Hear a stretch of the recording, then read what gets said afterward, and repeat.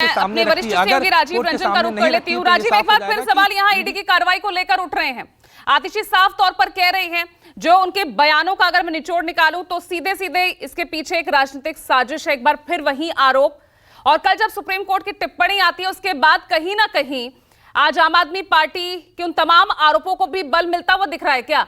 तभी इस तरह से ईडी का एक्शन बाद में, लेकिन उससे पहले प्रेस कॉन्फ्रेंस यहां आम आदमी पार्टी कर देती है। कोर्ट जाने की बात वो करती नजर आती है। घोटालों की जांच के लिए ईडी के ही जांच पर सवाल उठाती नजर आती है। और ऐसे में फिर विपक्ष के वो तमाम आरोप, ईडी सीबीआई जैसी सरकारी एजेंसियों का दुरुपयोग होता है।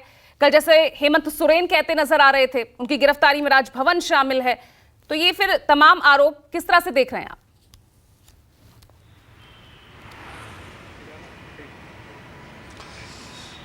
देखिए पूजा, जिस तरह से ईडी को चैलेंज कर रही थी आतिशी, जिस तरह से ईडी की मंशा पे सवाल उठा रही थी, जिस तरह से ईडी का वो खुलासा कर रही थी, तो आतिशी भी इस के घर भी ईडी पहुंच जाए आजकल परसों में तो बहुत ज़्यादा अचरज नहीं होना चाहिए। अगला नंबर आतिशी या राघव चड्ढा या दूसरे आम आदमी पार्टी के नेताओं का भी हो सकता है। आपको वो दिन याद है जब संजय सिंह इसी तरह ईडी के बारे में बोला करते थे, आज सलाखों के पीछे।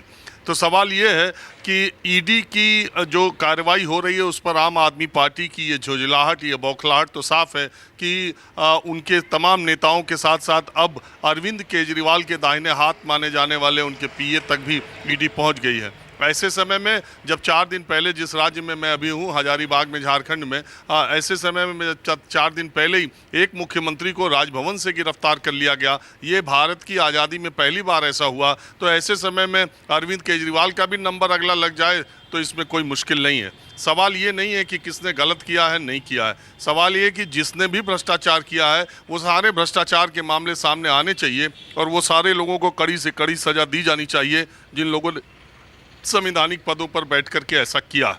सवाल उससे बड़ा ये है कि क्या सिर्फ और सिर्फ ईडी और सीबीआई, जो सवाल रोज़ उठाया जाता है और हम रोज़ ये बात कहते हैं कि क्या ईडी और सीबीआई ये जांच एजेंसियां सिर्फ और सिर्फ उन्हीं राज्यों को देख रही हैं, उन्हीं राज्यों की फाइलें खोल रही हैं, उन्हीं राज्यों की फाइलें खुली हुई हैं? क्या जिन राज्यों में बीजेपी की सरकारें नहीं हैं, क्या वहीं के मुख्यमंत्री, वहीं के मंत्रियों के सारे भ्रष्टाचार, सारे टेंडर के, ये जो जल बोर्ड का मामला, ये 38 करोड़ रुपए का है। तमाम राज्य ऐसे हैं जहां 100-100, 200 करोड़ रुपए के ठीके रोज दिए जा रहे हैं बीजेपी शासित राज्यों में। क्या वहां पर कोई गड़बड़ी है? क्या बीजेपी शासित राज्यों के एक भी अधिकारी के घर भी ईडी की रेड हुई? क्या बीजेपी शासित अधिकारियों में पूरे देश में सबसे रामराज्य चल रहा है और वहां पर भ्रष्टाचार या अनियमितताओं की कोई घटना नहीं घट रही है? क्या बीजेपी में जो लोग आ गए उनकी फाइल को ईडी की नज़र पड़ रही है? क्या अजीत पवार, जिनकी प्रॉपर्टी सीज तक की ईडी ने, उनके अजीत पवार के केस में एक भी संबल उनके उप मुख्यमंत्री बनने के बाद ईडी ने दिया? क्या छगन भुजबल, जो 2.5 साल जेल की सलाखों के पीछे रहे थे, उनके सीबीआई और ईडी जो उनके मामलों की जांच कर रही थी, उनके एनडीए में पाला बदल लेने के बाद छगन भुजबल से कितनी बार पूछताछ और कितनी बार सम्मन दिया गया? क्या हसन मुशर्रफ, जो मंत्री बनने से पहले एनडीए सरकार के 1 हफ्ते पहले ईडी ने उनके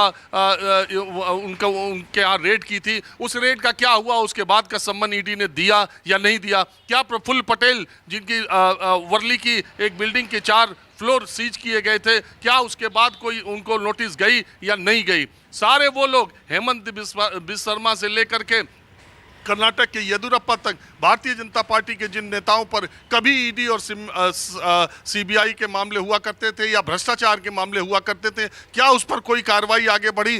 क्या शुभेंदु अधिकारी जो टीएमसी छोड़ने के बाद बीजेपी में आए थे, उनके ऊपर जो केसेस थे उसका क्या हुआ? क्या मुकुल राय के जब छोड़ करके टीएमसी बीजेपी से आए थे उसके बाद उनका क्या हुआ? फिर जब वो टीएमसी में गए तो क्या हुआ? सिर्फ विपक्षी दलों के नेताओं के साथ इस तरह की कार्रवाई होगी तो सवाल पूछे जाएंगे और इसके लिए सबसे ज्यादा देश में तैयार रहना पड़ेगा अरविंद केजरीवाल को और उनकी पार्टी आम आदमी पार्टी को। ये सवाल इसलिए कि 2024 के लोकसभा चुनाव तो 2 महीने बाद हो ही रहे हैं, 1 साल के भीतर दिल्ली के विधानसभा चुनाव होते हैं और भारतीय जनता पार्टी और उनका नेतृत्व कतई नहीं चाहता कि प्रधानमंत्री मोदी का दुनिया में डंका बजता है, देश में डंका बजता है, लेकिन उनके नाक के नीचे बीजेपी को रौंद देते हैं अरविंद केजरीवाल विधानसभा चुनाव में। तो ये किरकिरी जो आंखों की केजरीवाल की है, उसके लिए उनको ये तैयार स्वीकार्य भी रहना पड़ेगा। लेकिन इस राजनीतिक विरोध में आम आदमी पार्टी या केजरीवाल जो भ्रष्टाचार से संघर्ष, भ्रष्टाचार के खिलाफ बगावत, भ्रष्टाचार के खिलाफ पूरा का पूरा आंदोलन छेड़ने के बाद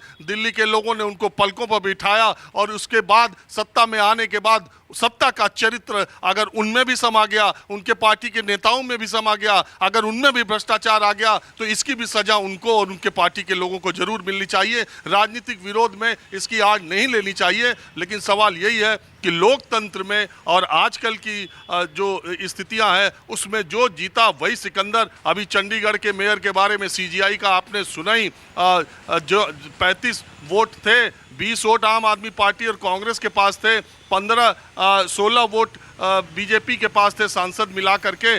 बीजेपी के 16 के 16 सही हो गए और आम आदमी पार्टी कांग्रेस के जो 8 थे वो 8 के 8 इनवैलिड हो गए। आपने कहीं सुना है कि 36 वोटों में 8 वोट एक ही तरफ के इनवैलिड हो जाए, दूसरी तरफ के ना हो? तो इस तरह का खेल पूरी तरफ चल रहा है। मूल बात यह है कि जो लोग नेतृत्व करते हैं उनकी नैतिकता, उनके अंदर जो नैतिकता की भावना है वो किस कदर है। इसी पार्टी में अटल बिहारी वाजपेयी की केंद्र में 1 वोट से सरकार गिर गई थी। आप सोचिए, 1 वोट से केंद्र की सरकार गिर गई थी। अटल बिहारी वाजपेयी और आडवाणी का नेतृत्व यहाँ मेयर के चुनाव जीतने के लिए 8-8 वोट वही पार्टी करा रही है। और उसी पार्टी के राष्ट्रीय अध्यक्ष जेपी नड्डा, सुप्रीम कोर्ट को आकर इतनी तल्ख टिप्पणी करनी पड़ती है।